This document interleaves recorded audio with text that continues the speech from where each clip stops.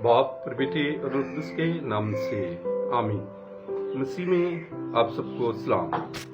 आज हम साल के दौरान आम 28वां इतवार मनाते हैं। आज की तमाम तलावतें हमें खुदावंद की बादशाहत में दाखिल होने के लिए दावत देती और बुलाती हैं। आज की पहली तलावत जो हमारे लिए कलीसिया ने मुकर्रर की, हिकमत की किताब और उसका 7वां बाब। दूसरी तलावत अब्रानियों 4 बाब और खुशखबरी बामुताबिक मुकद्दस मरकस और उसका 10वां बाब। हिकमत खुदा का कलाम और खुदा की बादशाही, यही हमारी मसीह जिंदगी की पहली तरजीह और बुनियाद है। पहली तलावत में हिकमत को सबसे बड़ी और बुनियादी कदर करार दिया गया है और ये हिकमत खुदा का सबसे बड़ा तोहफा है। जमीन की सारी दौलत इसके मुकाबले में नाचीज है। ये बेशकीमत नगीने से भी, सोने और चांदी से भी ज्यादा इनमोल है। ये सेहत और खूबसूरती से भी ज्यादा जरूरी है। हिकमत खुदा की तरफ से मुफ्त तोहफा है।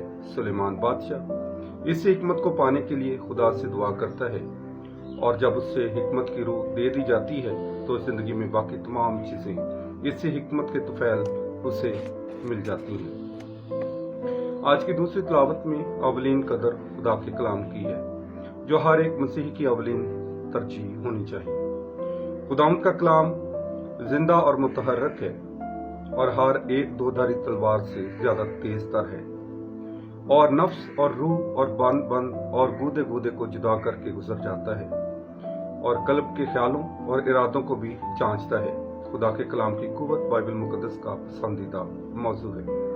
ये इस कदर ताकतवर है कि जो कुछ भी कायनात में पैदा हुआ है इसी की वजह से हुआ है। खुदा ने कहा रोशनी हो और रोशनी हो गई। यशायाह नबी की किताब में खुदा कहता है कि जिस तरह से आसमान से बारिश होती और बर्फ पड़ती और फिर वहां वापस नहीं जाती, बल्कि जमीन को सराब और उसकी शादाबी और रोयदगी का बाइस होती है, ताकि बीज बोने वाले को और बीज खाने वाले को खुराक मुहैया करे।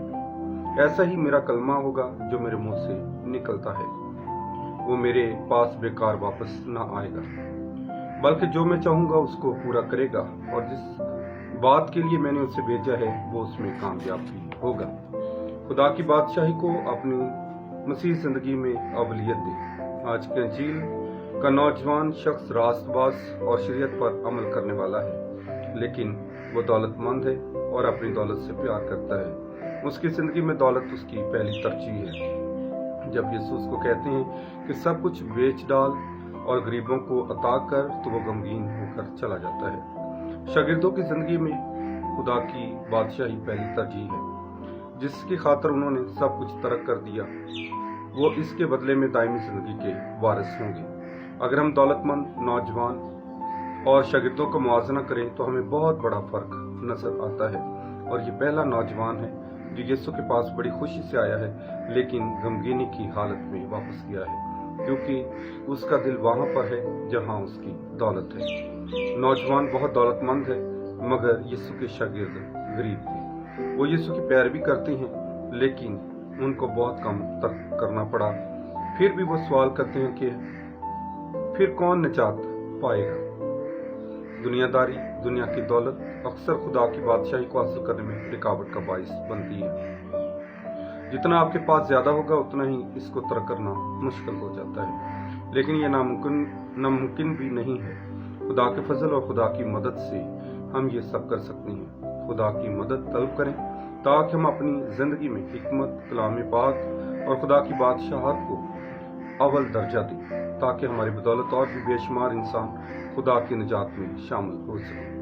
आज का ये इतवार हम सबको खुदा की बादशाहत के लिए तैयार करे, ताकि हम खुदा की बादशाहत में दाखिल होने के लायक बन सके। खुदा हम सबको बड़ी बरकत दे। आमीन।